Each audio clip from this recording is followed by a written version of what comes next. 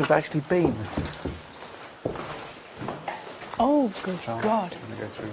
It's enormous. It's absolutely...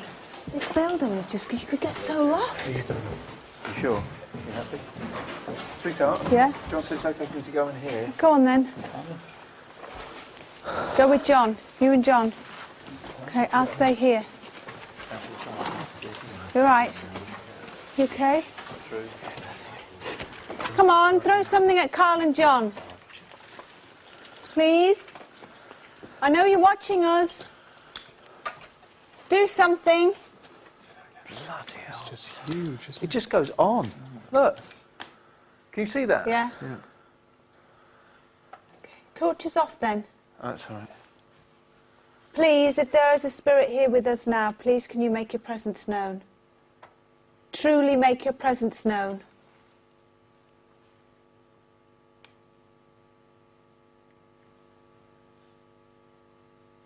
Can you hear that chanting? Tell you what, Can you hear the chanting? There's chanting. There's chanting. Kieran, can you hear It's it? getting colder chanting. Can Matt hear it? Matt, can you hear it? No? Can we? Yeah? It's getting colder. Is it? Yeah. And you're hearing chanting? Yeah.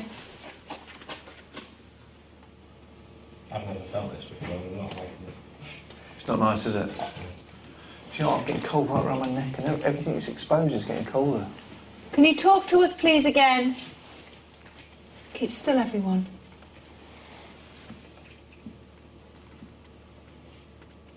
Talk to us, please. Can hear tapping. Yeah. Come on, use your voice. Use sound. Use your voice. Okay? That's the something. Where? What's the matter, John? I thought I saw something about it while I was a kid. Joe, the thing is, this is... Don't get me wrong, sorry, John, but John doesn't get scared. And that's what... It's nice when that kind of thing happens. Whoa! Whoa! Oh, my God! Stay still. Stay still, nice and steady. What was that? The jam jar! Yeah. The jam jar! Where is it? It's on the steps. I can just go and verify that it's the same one. Really? Yeah. I know exactly where you threw the other one. OK, but just be careful, for Yeah, God's sake. I will do. Because it was right up the other end. Can I go Kieran or stay here? You stay there if you want. stay there. OK. You want to stand on the top of the steps? Always the way. The camera is in the other direction when something is thrown. Jam jar you threw. Yeah. Ah, the jam jar we threw, Carl. Still there? And John is still here. I'll stay here. Okay. Thank you very much for that. Okay. Isn't there scientific sort of reports, isn't there, with poltergeist activity, that if you stand with your back to, if you go on an investigation, throw something into a corner and turn your back to it, walk away, have a conversation, talk about something else, invariably something will be thrown back. Yes, some of the best cases, Enfield poltergeist, Cardiff poltergeist, some of the best phenomena happened when the investigators weren't paying attention. Literally, like you say, just turn your back. Yeah. Just for a second even. Let's do it again, yeah? Yeah. I'll throw Watch this. your head. Welcome back to the final night of our four-night investigation from right here, the Czech Republic. We're about an hour and a half outside Prague, the capital city, at a wonderful castle with roots dating back to the 13th or 12th century, and we've had some amazing results already tonight, including, Yvette thinks, poltergeist activity. So would you welcome back, please, our demonologist Fred back to talk poltergeist for a moment. Fred, Yvette was convinced that this slightly mischievous activity was a poltergeist and wasn't actually malevolent, wasn't too evil. What would your response be to that? Well, poltergeist is German for noisy ghost, and they're the ones that throw things around. You may see something moving around the house that you thought was somewhere else. Poltergeist, yeah, mischievous, really, mischievous ghost. Yvette was also saying, and Kieran kind of backed her up, that if you make a request or throw something and then almost ignore the presence, you may then get a response. They like to kind of sneak up on you. Yeah, they'll do it again. Or they will do something else, yeah. They like to play tricks. Now, we heard from Leslie earlier on, our academic and historian, about what may have been going on here as far as the Nazi occupation, what little we know of it was. And she also mentioned their occult links, their fascination, or elements of the Nazi Party's fascination with the occult. Well, the thing is, M.H.L came up in Morse code, I believe, wasn't it? Well, Heinrich Himmler was based, well, not based here, he put the SS in here. And there was no strategic reason for them to take over this castle. It was no use to them.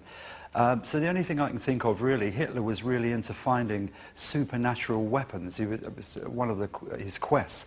And knowing this was to be the gateway to hell, I would think that's probably why the Nazis were here, not for any other reason, really. Now, I know you're going to be involved in the investigation a little later in the programme with some special experiment for them, but what was your first impression when you turned up here today, Fred? Incredible. I've never felt anything like it, to be honest with you. And with the stuff that I enjoy, demonology, witchcraft, Satanism, it was like coming into somewhere, well, I can't really describe it. And as you know, we've already done something that will be shown later. Which we're going to see later on in the programme. For the moment, though, thank you, Fred Batt, our demonologist. We do want to hear from you as well. Yvette directly asked for your help, your thoughts, your advice about how to contact her and move on her conversation with whatever presence is in this castle. Julian Clegg and his interactive team has a lot more. Thanks, Paul. I think children seems to be a theme because obviously there's this problem over communication with Yvette, as we were seeing a few minutes ago. So what is going on? Well, Emma in Stoke-on-Trent says 2 young children are just watching them, and a lot of reaction on Facebook and Twitter about this. Perhaps they should use a trigger object, says Claire Mead on Twitter. And Stephanie Flynn on Facebook, along with Kerry Duggan, Fran Rankin and many, many others, are saying, you know, shouts to create energy. They might copy them, sing or hum, perhaps. This all seems to work. And are you going to try the Ouija board, they say as well. Like those kind of messages, thank you. Kate Proops on Twitter as well. It's a child as far as I'm concerned. Try treating it like a child, and then perhaps it will respond. Play with it. Thank you. Paul in Walton in Derbyshire on Facebook, they should try speaking in Latin again. That's an idea. Thank you for that one. And Mark on Facebook, get angry with it is the suggestion there. And Nicola from Facebook says they need to do some sort of chant.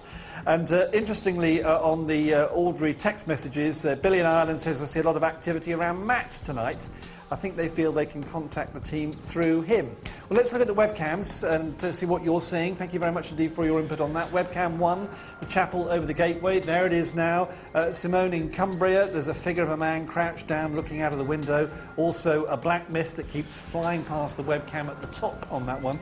And Ben in Manchester, I'm sure there's a cloaked figure, possibly a monk standing in the corner. Be safe, team, tonight. Webcam 2, let's move on. The underground room. And there it is, Lindsay from Manchester. I can see a female figure with a white dress stood to the left-hand side of the wall. I've seen men as well with long beards and hats on in this room. And Tony in Birmingham, I heard what sounded like a stone being thrown across the room on webcam to the underground room. Don't forget you can see these on our website, mosthauntedlive.net. In the attic, webcam 3, Jessica from Woking, I can hear deep mumbling voices on the attic webcam. Be careful, team, you're dabbling in the world of the unknown, says Jessica. Thanks for that. And Michael from Liverpool, there was a figure of a man in an army uniform holding a flag. Be careful, says Michael. And moving on to webcam 4, the piano room. Ollie in Wales, I saw a quite small figure by the window. Thank you, Ollie. And Connor from Fareham, I heard a heavy voice gasp for air as if it were trapped somewhere. That's webcam 4 in the piano room. Don't forget when you get in touch with your messages on the webcams to say who you are and where you're from, and if possible the time of the sighting, because that helps us if we get a trend on that. Some more general messages. Claire and Wrexham, I really feel this is an evil presence in that castle, just messing around with their heads. It's agitating them, which is causing frustration, which helps give it power through negative energy. Thank you, Claire and Wrexham. And Gary from Coulston, the team must be extremely careful tonight. I was on a ghost hunt last year at this same location. Very interesting. Our medium picked up an evil presence called Ivor. Fascinating. Get in touch on the text, on Facebook, on Twitter. More to come from Interactive later. Back to you, Paul. Thank you, Julian. Well, here with us, of course, is Leslie Smith, our academic and historian. We'd like to try and cross-reference any evidence, no matter how small. And we've got those vibrations we picked up, Leslie. Any indication of seismic activity in this area? Yeah, I'm no geographer, but I've been able to link into an academic site that's the formal site of the government. And we have certainly an earthquake happening on the 22nd of November in 2008, which ain't that long ago when you think of where we are in the year. And it was at 11:27, actually, I've got here. And it was on November the 22nd, yeah, confirming that. 10 kilometres deep. Now, what I'm interested in is the history of what people believe in the area. What's coming? You know, it's that sensation. It's not a hot country. Cold time of the year then, cold time of year now. Is there something building up?